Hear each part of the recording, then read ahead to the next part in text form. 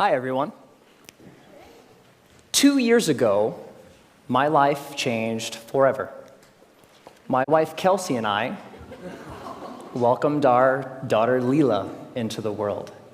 Now, becoming a parent is an amazing, amazing experience. Your whole world changes overnight, and all of your priorities change immediately, so fast that it makes it really difficult to process sometimes. Now, you also have to learn a tremendous amount about being a parent. Like, for example, how to dress your child. This was new to me. This is an actual outfit. I thought this was a good idea. And even Leela knows that it's not a good idea. So there was so much to learn and so much craziness all at once. And to add to the craziness, Kelsey and I both work from home. We're entrepreneurs. We run our own businesses. So Kelsey develops courses online for yoga teachers. I'm an author. And so I'm working from home. Kelsey's working from home. We have an infant, and we're trying to make sure that everything gets done that needs done. And life is really, really, really busy. And a couple weeks into this amazing experience, when the sleep deprivation really kicked in, like around week 8, I had this thought, and it was the same thought that parents across the ages, internationally, everybody has had this thought, which is, I am never going to have free time ever again. And somebody said it's true. Yeah, it's not exactly true, but it feels really, really true in that moment. And this was really disconcerting to me, because one of the things that I enjoy more than anything else is learning new things. Getting curious about something and diving in and fiddling around and learning through trial and error and eventually becoming pretty good at something. And without this free time, I didn't know how I was ever going to do that ever again. And so I'm a big geek. I want to keep learning things. I want to keep growing. And so what I decided to do was go to the library and go to the bookstore and look at what research says about how we learn and how we learn quickly. And I read a bunch of books, I read a bunch of websites, and trying to answer this question: how long does it take to acquire a new skill? You know what I found? 10,000 hours. Anybody ever heard this? 10,000. It takes 10,000 hours. If you want to learn something new, if you want to be good at it, it's going to take 10,000 hours to get there. And I read this in book after book and website after website, and my mental experience of reading all of this stuff was like, no! I don't have time. I don't have 10,000 hours. I am never going to be able to learn anything new ever again. But that's not true. So 10,000 hours, just to give you a rough order of magnitude, 10,000 hours is a full-time job for 5 years. That's a long time. And we've all had the experience of learning something new, and it didn't take us anywhere close to that amount of time, right? So what's up? There's something kind of funky going on here. What the research says and what we expect and have experiences, they don't match up. And what I found, here's the wrinkle. The 10,000-hour rule came out of studies of expert-level performance. There was a professor at Florida State University. His name is K. Anders Ericsson. He's the originator of the 10,000-hour rule. And where that came from is he studied professional athletes, world-class musicians, chess grandmasters, all of these ultra-competitive folks in ultra-high-performing fields, and he tried to figure out how long does it take to get to the top of those kinds of fields. And what he found is the more deliberate practice, the more time that those individuals spent practicing the elements of whatever it is that they do, the more time you spend, the better you get. And the folks at the tippy top of their fields put in around 10,000 hours of practice. Now, we were talking about the game of telephone a little bit earlier. here's what happened. An author by the name of Malcolm Gladwell wrote a book in 2007 called Outliers, the Story of Success. And the centerpiece of that book was the 10,000 hour rule. Practice a lot, practice well, and you will do extremely well. You'll reach the top of your field. So the message, what Dr. Erickson was actually saying is, it takes 10,000 hours to get to the top of an ultra-competitive field in a very narrow subject. That's what that means. But here's what happened. Ever since Outliers came out, immediately came out, reached the top of the bestseller list, stayed there for 3 solid months. All of a sudden, the 10,000 hour rule was everywhere. And a society-wide game of telephone started to be played. So this message, it takes 10,000 hours to reach the top of an ultra-competitive field, became, it takes 10,000 hours to become an expert at something, which became, it takes 10,000 hours to become good at something, which became, it takes 10,000 hours to learn something. But that last statement, it takes 10,000 hours to learn something, it's not true. It's not true. So, what the research actually says, if I spent a lot of time here at the CSU library in the cognitive psychology stacks, because I'm a geek. And when you actually look at the studies of skill acquisition, you see over and over and over a graph like this. Now, researchers, whether they're studying a motor skill, something you do physically, or a mental skill, they like to study things that they can time, because you can quantify that, right? So they'll give research participants a little task, something that requires physical arrangement or something that requires learning a little mental trick, and they'll time how long a participant takes to complete the skill. And here's what this graph says. When you start, so when researchers gave participants a task, it took them a really long time because it was new and they were horrible. With a little bit of practice, they get better and better and better, and that early part of practice is really, really efficient. People get good at things with just a little bit of practice. Now, what's interesting to note is that if, we don't really, for skills that we want to learn for ourselves, we don't care so much about time, right? We just care about how good we are, whatever good happens to mean.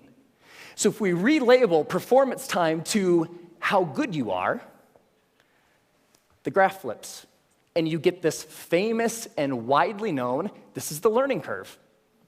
And the story of the learning curve is when you start, you're grossly incompetent and you know it, right? With a little bit of practice, you get really good really quick. So that early level of improvement is really fast. And then at a certain point, you reach a plateau, and the subsequent gains become much harder to get. They take more time to get. Now, my question is, I want that, right? How long does it take from starting something and being grossly incompetent and knowing it to being reasonably good in, hopefully, as short a period of time as possible? So, how long does that take? Here's what my research says. 20 hours. That's it. You can go from knowing nothing about any skill that you can think of. Want to learn a language? Want to learn how to draw? Want to learn how to juggle flaming chainsaws? If you put 20 hours of focused, deliberate practice into that thing, you will be astounded at how good you are. 20 hours is doable. That's about 45 minutes a day for about a month, even skipping a couple days here and there. 20 hours isn't that hard to accumulate. Now, there's a method to doing this, because it's not like you can just start fiddling around for about 20 hours and expect these massive improvements. There's a way to practice intelligently. There's a way to practice efficiently that will make sure that you invest those 20 hours in the most effective way that you possibly can. And here's the method. It applies to anything. The first is to deconstruct the skill. Decide exactly what you want to be able to do when you're done, and then look into the skill and break it down into smaller and smaller pieces. Most of the things that we think of as skills are actually big bundles of skills that require all sorts of different things. The more you can break apart the skill, the more you're able to decide what are the parts of this skill that will actually help me get to what I want, and then you can practice those first. And if you practice the most important things first, you'll be able to improve your performance in the least amount of time possible. The second is learn enough to self-correct. So get 3 to 5 resources about what it is you're trying to learn. Could be books, could be DVDs, could be courses, could be anything. But don't use those as a way to procrastinate on practice. I know I do this, right? Get like 20 books about the topic. It's like, I'm going to start learning how to program a computer when I complete these 20 books. No, that's procrastination. What you want to do is learn just enough that you can actually practice and self-correct or self-edit as you practice. So the learning becomes a way of getting better at noticing when you're making a mistake and then doing something a little different. The third is to remove barriers to practice. Distractions, television, internet, all of these things that get in the way of you actually sitting down and doing the work. And the more you're able to use just a little bit of willpower to remove the distractions that are keeping you from practicing, the more likely you are to actually sit down and practice, right? And the fourth is to practice for at least 20 hours. Now, most skills have what I call a frustration barrier. You know, the grossly incompetent knowing it part. That's really, really frustrating. We don't like to feel stupid. And feeling stupid is a barrier to us actually sitting down and doing the work. So by pre-committing to practicing whatever it is that you want to do for at least 20 hours, you will be able to overcome that initial frustration barrier and stick with the practice long enough to actually reap the rewards. All right? That's it. It's not rocket science. 4 very simple steps that you can use to learn anything. Now, this is easy to talk about in theory, but it's more fun to talk about in practice. So one of the things that I've wanted to learn how to do for a long time is play the ukulele. Has anybody seen Jake Shimabukuro's TED Talk where he plays the ukulele and makes it sound like he's like an ukulele god? It's amazing. It's like, I saw that, it's like, that is so cool. It's such a neat instrument. I would really like to learn how to play. And so I decided that to test this theory, I wanted to put 20 hours into practicing the ukulele and see where we got. And so the first thing about playing the ukulele is in order to practice, you have to have one, right? So I got an ukulele, and my lovely assistant, thank you, sir. I think I need the cord here. It's not just an ukulele, it's an electric ukulele. Yeah. So the first couple hours are just like the first couple hours of anything. You have to get the tools that you're using to practice. You have to make sure that they're available. My ukulele didn't come with strings attached. I had to figure out how to put those on. Like, that's kind of important, right? And learning how to tune and learning how to make sure that all of the things that need to be done in order to start practicing get done, right? Now, one of the things when I was ready to actually start practicing was I looked in online databases and songbooks for how to play songs. And they say, okay, ukuleles, you can play more than one string at a time, so you can play chords. That's cool. You're accompanying yourself. Yay, you. And when I started looking at songs, I had an ukulele chord book that had like hundreds of chords. I was like looking at this thing, like, whoa, that's intimidating. But when you look at the actual songs, you see the same chords over and over, right? As it turns out, playing the ukulele is kind of like doing anything. There's a very small set of things that are really important and techniques that you'll use all the time. And so in most songs, you'll use 4, maybe 5 chords, and that's it. That's the song. You don't have to know the hundreds as long as you know the 4 or the 5. So while I was doing my research, I found a wonderful little medley of pop songs by a band called Axis of Awesome. And somebody knows it. And what Axis of Awesome says is that you can learn, or you can play pretty much any pop song of the past 5 decades if you know 4 chords. And those chords are G, D, E minor, C. 4 chords, pump out every pop song ever, right? So I thought, this is cool. I would like to play every pop song ever. So that was the first song I decided to learn, and I would like to actually share it with you. Ready? All right.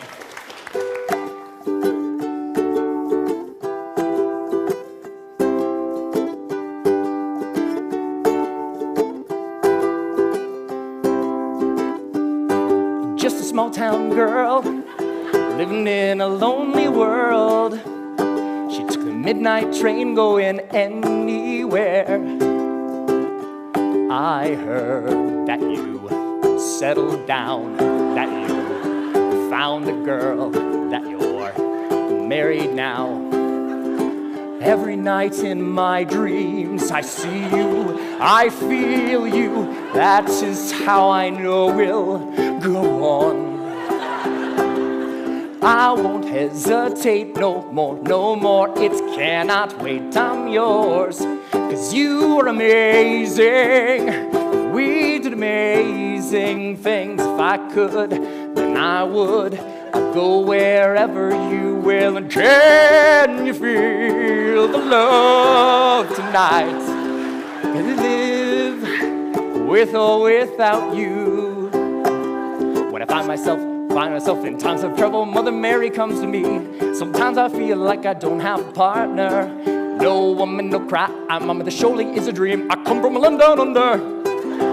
Once a jolly swag man camped by a billabong. Hey, I just met you, and this is crazy. Now here's my number, so call me. Hey, sexy lady, whoop, whoop, whoop, whoop, whoop 'em Gangnam Style. Time to say goodbye.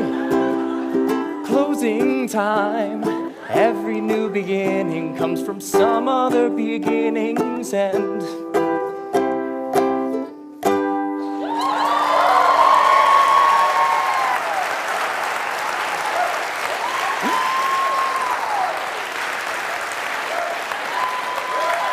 Thank you. Thank you. I love that song. And I have a secret to share with you.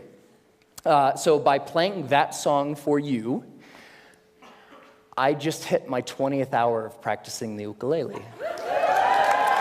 Thank you.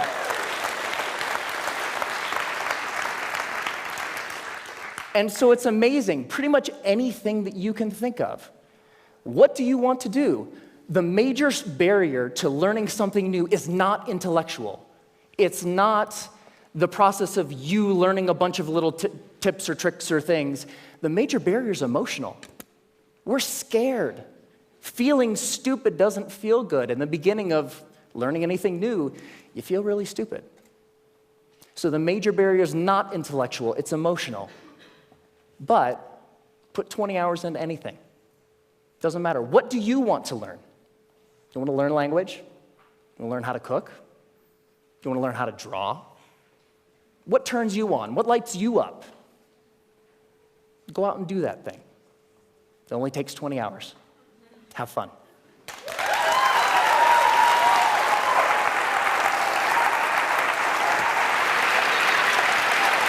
Great job.